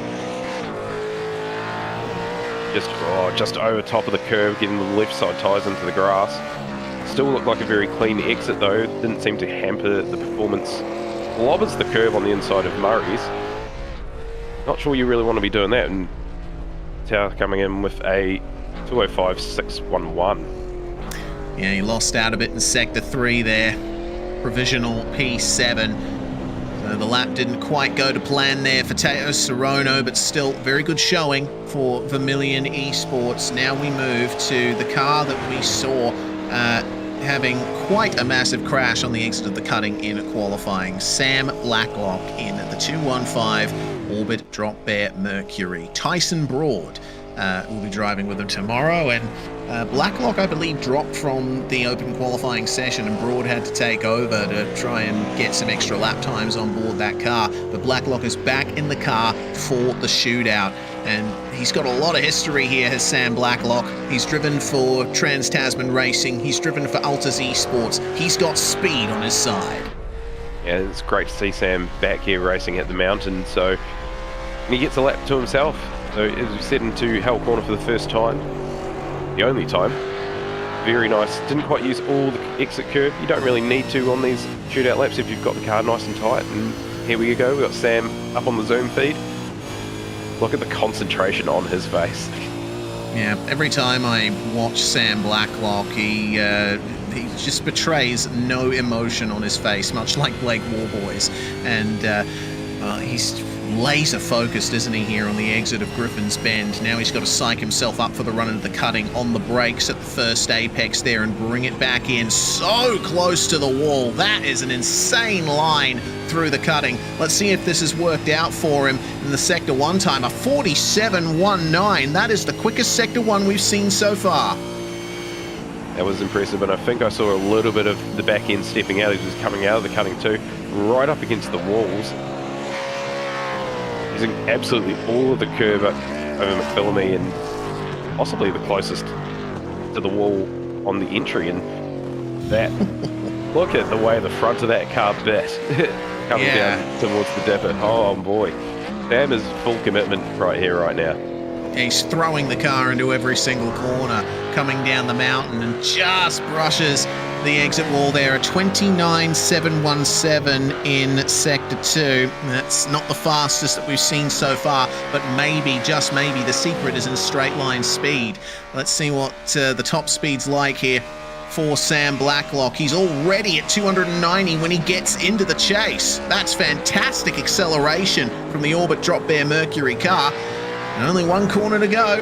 Sam Blacklock is absolutely wheeling it around this lap. It has been a pleasure to watch. And, well, he might not show much excitement on his face, but I'm sure he's aware that this is going to be a pretty good lap. Ultimately, it's a 2:04.686, and that is a new fastest time, but only by 100th of a second. Yeah, that was a really impressive lap, and it also shows as well how good Loxton's lap was. That Loxton's lap stayed up the top there provisionally for quite a while. And then for Sam to only just beat it, shows it was a really good, really good lap. Yeah, indeed. Now it's time for the Trans-Tasman Racing number 47. Kurt Stenberg will be driving this car tomorrow with Bo Albert, who has taken up qualifying duties for this sort of sim retro livery. Stenny, of course, running light blue as his colours with Dayco Motorsport, and he carried that through to Trans-Tasman Racing. So let's see where this car ultimately sits on the grid. Bo Albert, a very quick driver, and he's certainly familiar with many of the pitfalls of Mount Panorama. He'll absolutely talk your ear off about driving technique and strategy and what have you. A smooth start to the lap here on board, looking over his shoulder in the sim, looking right at him in the real world. That is very committed on the exit. Yeah, very committed. Car looks like it's a little bit twitchy, going off just what we saw with his wheel movements there, and the run up to Griffin's Bend. Can he keep it in nice and tight? Very tight. Turn in. Oh yeah, the front end's gripping nicely, it seems. Yeah, the car looks like, as I said, a little bit twitchy, but I believe he's making it work. Just got the wall on the inside at the cutting there.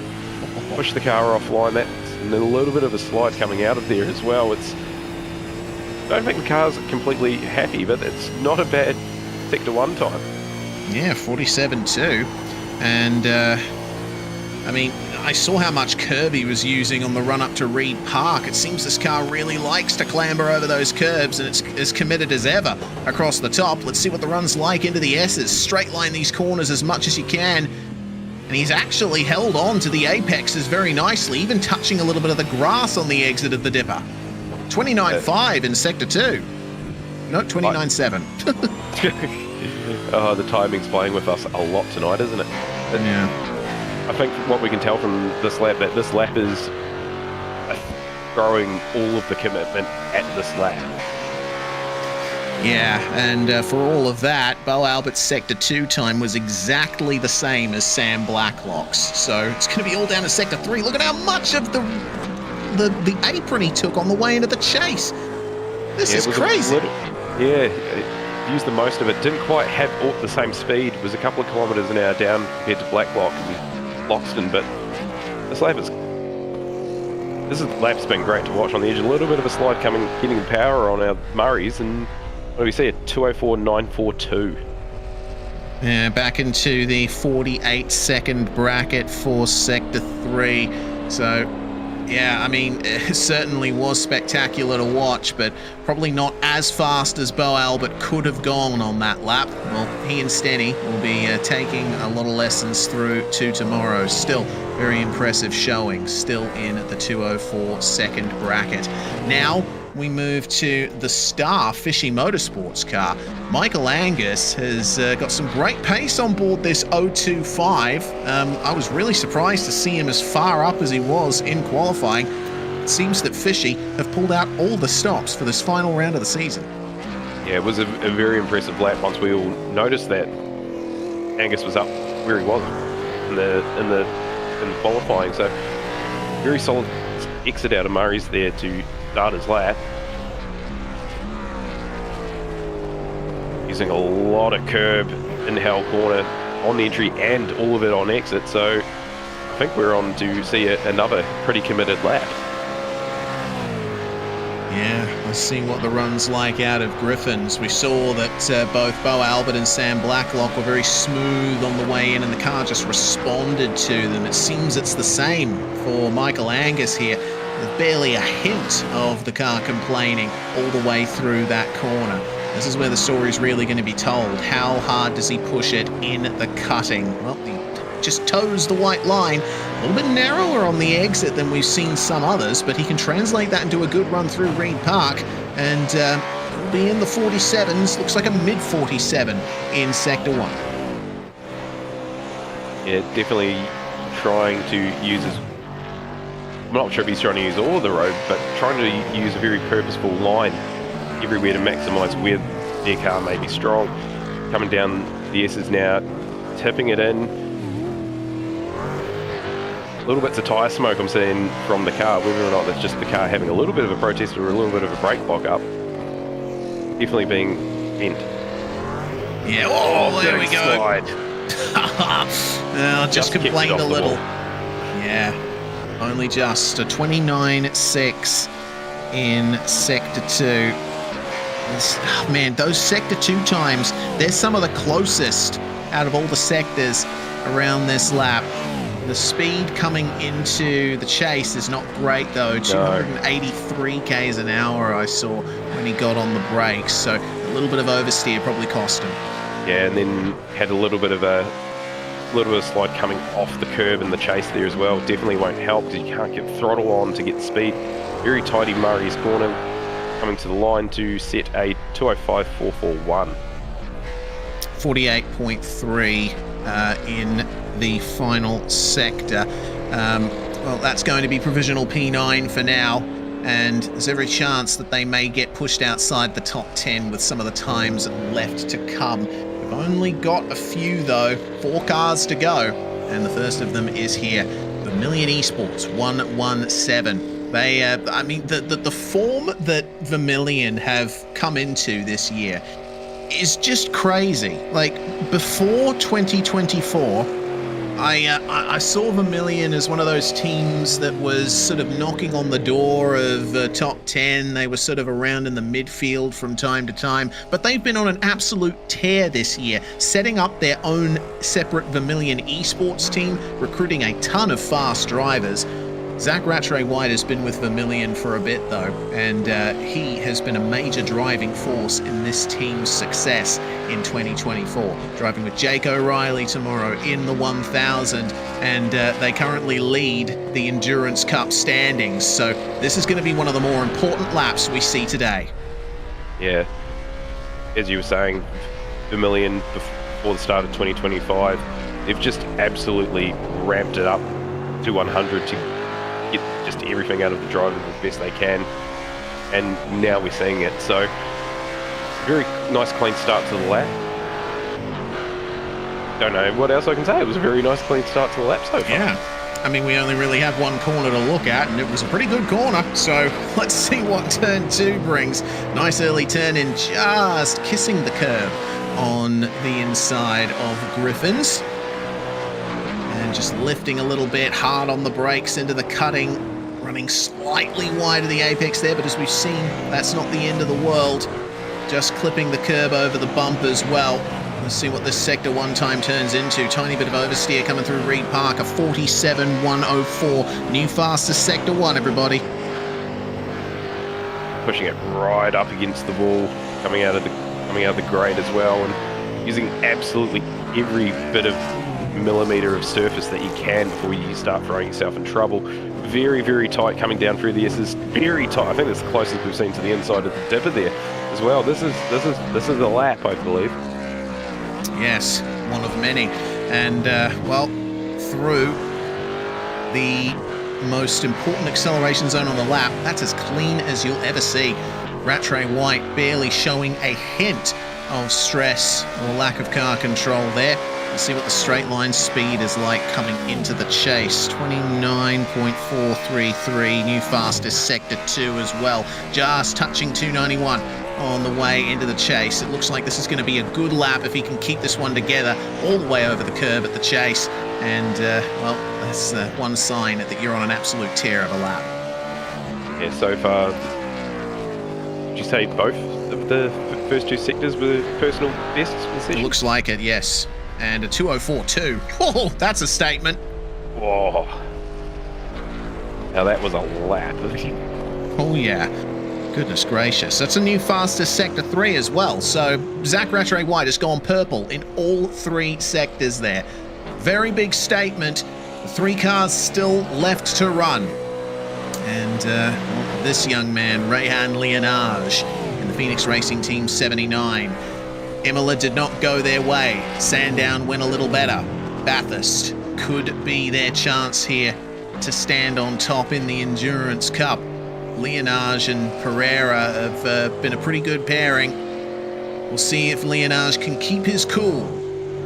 One of the drivers who burst onto the V8SCOPS scene a couple of years ago at the mere age of 12 and was almost instantly fast. And he's taken a few round victories in that time frame, fighting very hard with the likes of James Scott for the top spot in many races this year. Here he comes into the first turn. Just, a little bit of a twitch, had to have a couple of goes at the way into the first turn, but it looks clean, it looks fast. Let's see what he can do from here.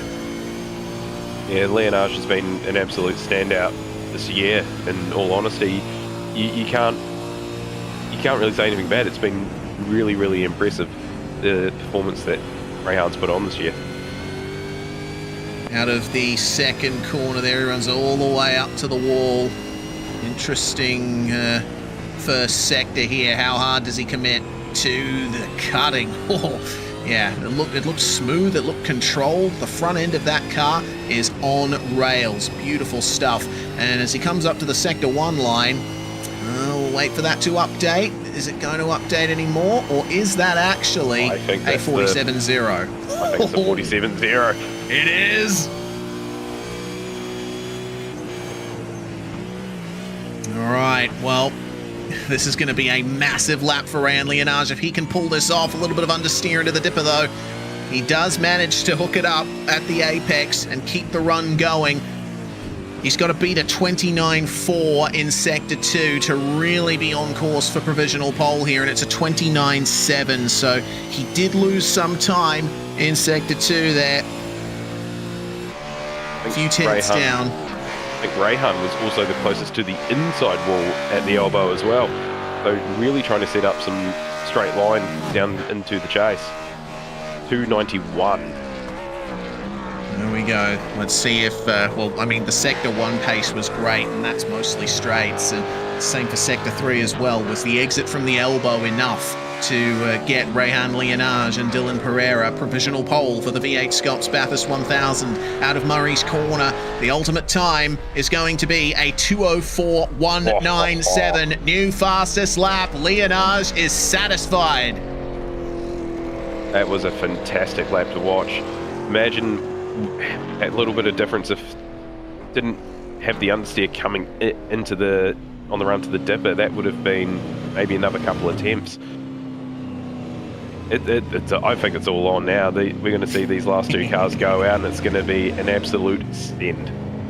Absolutely. So that's new fastest sectors 1 and 3 for the 79. The fastest Sector 2 time still belongs to the Vermilion 117. So James Scott has got a task here, taking over from Jared Filsell for the shootout.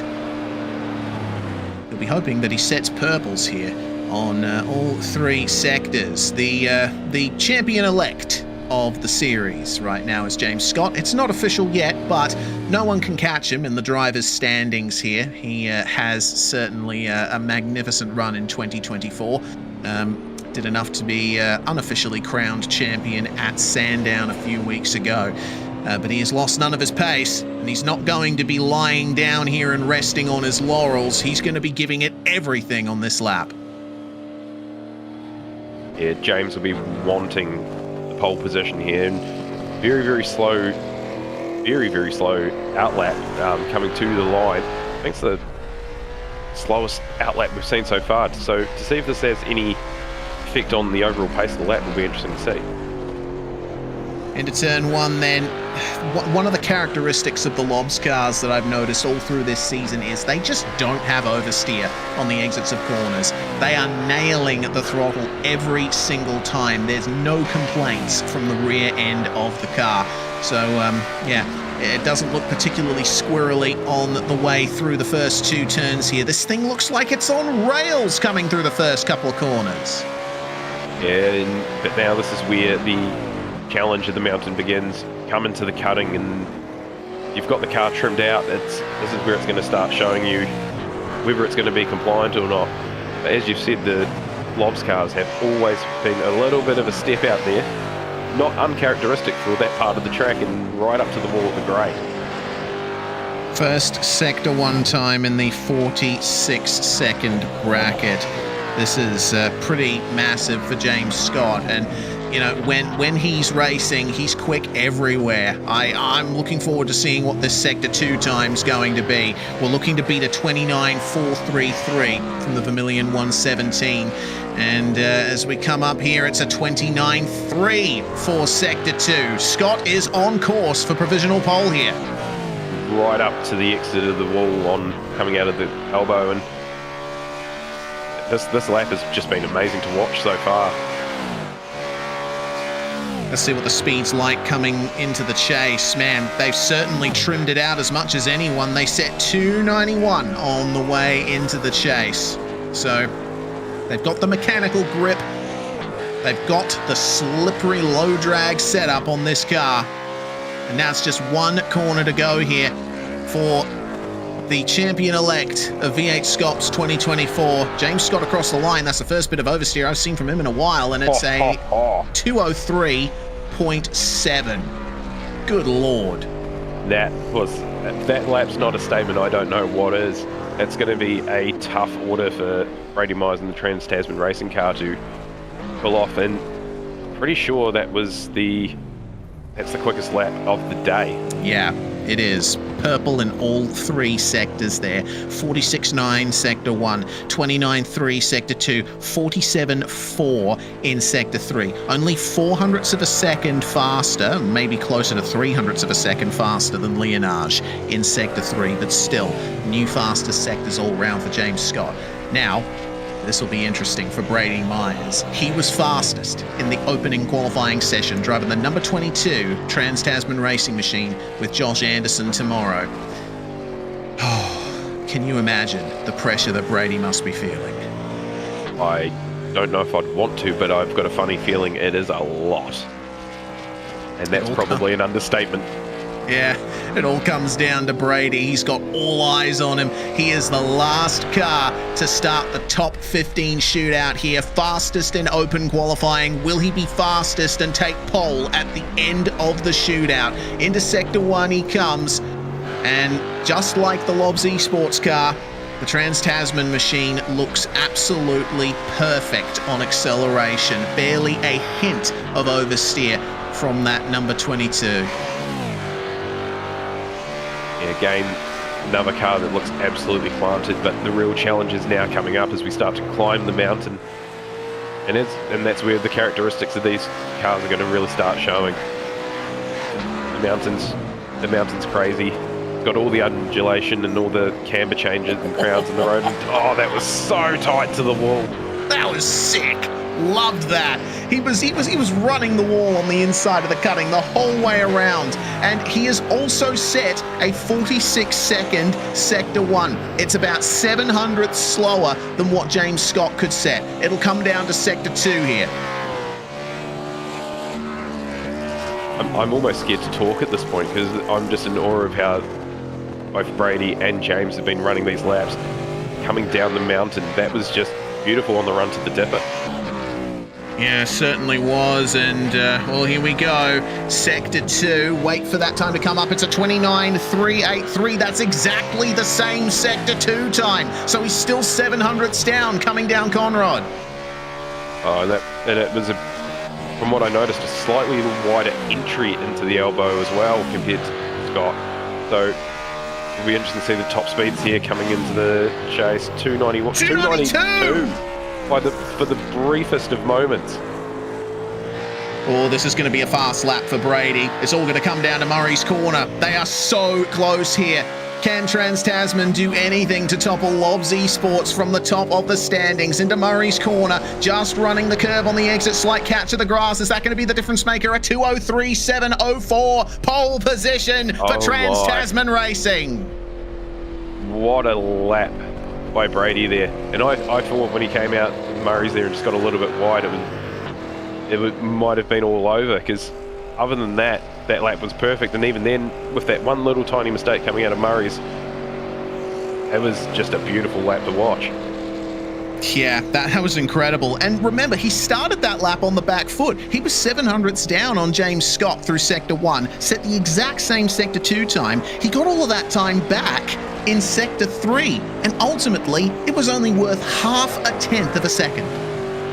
That's absolutely unbelievable. And as we can see on screen, Brady absolutely ecstatic with the way he's throwing the car around at the end of the lap. That was fantastic. That was a fantastic session to watch. Yeah, the top 15 shootout at Bathurst is the highlight of the season, in my opinion. And I always look forward to it when it comes around, because we get to see these drivers at their best with just them and the track. Time attack is fantastic. And, well, there you go. There's your top 10 for the grid tomorrow. Brady Myers and James Scott, 49 thousandths of a second, and they're almost half a second ahead of the next car of Rayan Leonage. The Phoenix Racing Team 79 will start third alongside Zach Rattray White and Jake O'Reilly, who put on another great show in the Vermilion Esports car. You got to go back another 4/10 or so to find Sam Blacklock and Brett Loxton, only separated by 100th, and then Brenton Hobson a second off, Chris Coxhead and Bo Albert only separated by a couple of hundredths. Tally Ansech rounding out the top 10, and then the Racecraft Simulation car managing to get into 11th. It was an alright lap there from Brian Borg. The Team Jinx Shifters 209, once again, one of the first cars to really show that trimming the car out was the way to go in this session, with the Ryan Jones putting in a very respectable time, starting lucky 13th alongside Andrew Dyson, with the 9.5 Sim Sports and Synergy Sim Racing cars rounding things out there. My apologies, it looks like I've got my my times all wrong there. Zach McDonald, Michael Angus, Teo Serrano and Ryan Jones rounding out the field there. I was looking at the wrong standings there. My apologies, everybody. That is your top 15. I was about to say, I'm not going to tell anyone if you don't. Yeah. I'm more than welcome a scream in my ear to say, no, you're getting it wrong, Reese. One person who didn't get it wrong today was Brady Myers, and he joins us now in the comms box. Well, Brady, you and Josh are on pole for Bathurst. Yeah, how good. Obviously, it was going to be pretty tight with James at the end there, but I'm pretty happy. I'm pretty chuffed to get my first SCOPS Bathurst pole. That's pretty awesome. Yeah, fantastic job. The lap obviously started a tiny bit on the back foot, 700ths down on James Scott in Sector 1, but you managed to claw it back over the course of the lap. Do you think that the secret to that was trimming the car out down Conrod? Yeah, most definitely. I definitely took the cutting a bit cautiously, and I nearly ended up in the inside fence, so it was nearly a lap over there. But no, I had a good crack over the top. I tied it up when driving a bit over the course of the quali, so I was pretty comfortable come shootout. Yeah, really just maximised the lap. So yeah, it was going to be close, but yeah, that's what shootouts are for, aren't they? Yeah, bring up prod feed, mate. We're replaying your pole lap here, just going through turn 1 now. One of the characteristics that I've noticed from both your car and the Lobs Esports car is practically no oversteer. So, obviously you and Josh have been putting in an awful lot of effort to making sure that car has maximum traction. Yeah, we have. Over the course of like 12 months even, just massaging the car and making sure it's as good as it can be, and plenty of laps, so we know really what we're looking for. And drive traction off one, especially, we highlighted as a big, a big factor and a big thing to focus on. And we're glad that it's actually come to fruition. It's really pleasant car to drive. Yeah, certainly looked good here across the top of the mountain through Metal Grade up to McPhillamy. The turn-in just looked spectacular, and a big effort coming down through the S's as well. It must be incredibly hard to keep control of the car bouncing over the curbs like that. Oh, it is. Nearly had a bit of a wobble coming up down the S's, but no, it's pretty tidy. I definitely threw it in there hard, but I didn't want to throw it in the fence, so I left some in reserve, but definitely wasn't not trying, that's for sure. Yeah, well, down Conrod Straight, the number 22 was the fastest car in a straight line. We saw multiple teams touching 291 k's an hour. You were the only driver to reach 292 before the braking zone. Were you feeling a little nervous on the way into the chase there, hoping the car would slow down from that speed? A little. It was going to be trimmed out for quali, and I knew the pace would be up end of Conrod because I got a good exit from Forest, so a little bit nervous if I was going to pinch fronts or anything, but yeah, thankfully it all held together. Well, you start from P1 for tomorrow's race, and that's only the beginning because you've got 161 laps of action ahead of you. What's your aim going into the start tomorrow? We just want to, ease our way into the race and just see where we're at. We've got a good car underneath us, and we know Jared and James will be right there with us. So looking forward to a good contest between us and those guys and a few other cars. Absolutely. Well, big thanks for joining us, Brady, and congratulations on pole position for the V8SCOPS Bathurst 1000 for the first time, just in time to say goodbye to the Gen 2 cars. Is there anyone you want to thank before we let you go? Yeah, just a big shout out to everyone at TTR. Created a bit of a monster doc, and yeah, really been happy with the car this week, and it's shown. Put it on pole, and last one for Holden, so that's really cool, and no better way to do it with the HRT livery. It looks fantastic. We love it. Big thanks to Extra Motor Trimming, to VRS, Card Effects, and special shout out to my friend Tyler, who's been doing it tough recently, so big shout out to him and to you guys for the broadcast. Thanks very much for joining us, Brady Myers. Hopefully we'll be chatting to you again by the end of the Bathurst 1000 tomorrow. I look forward to it. Thanks, Reese. As do we. Brady Myers there, pole sitter for the Bathurst 1000, the final round of the V8SCOPS season. The Sunday broadcast is going to start at 10:45 Australian Eastern Daylight Time. That's 7:45 in the morning for those of us here in the West. I'm going to be getting up early, Damon. Yeah, I can't blame you. It's a big day tomorrow, and unfortunately I'm only going to be able to tune into bits and pieces of the action because I couldn't get work off. Had to use that for real life pit crew commitments and Speedway next weekend. Got a busy weekend that weekend, so I'll definitely be tuning in. I'll pop in, say hi, throw in a couple of bacon emojis, and hopefully tomorrow the race goes well and everyone has a great call. Yep, certainly hoping the same. Well, we want to thank you all for joining us for this fantastic qualifying and shootout session. And, well, get ready for a fantastic race tomorrow. Remember, this is the last major event using the Gen 2 cars on iRacing before Gen 3 comes in for 2025 Season 1. It's the swan song for the Holden Commodore. Make sure that you tune in here on SimSpeed TV, YouTube, Facebook, Twitch, or Kick, whatever platform you're coming from. We thank you for your viewership, and we'll see you tomorrow. I'm Reese Gardner, Damon Mulqueen alongside me in the comms box, and Dan Yeaman behind the scenes pressing all the buttons. See you tomorrow morning. Racing isn't easy, but experiencing it is. iRacing puts you in the driver's seat with the industry's leading sim racing game. Drive on laser scan replicas of the greatest racing circuits from around the world. Go head-to-head against other drivers chosen by skill-based matchmaking to ensure competitive racing at every level. Compete across all your favorite series. In officially licensed cars, engineered to deliver the most accurate driving experience possible.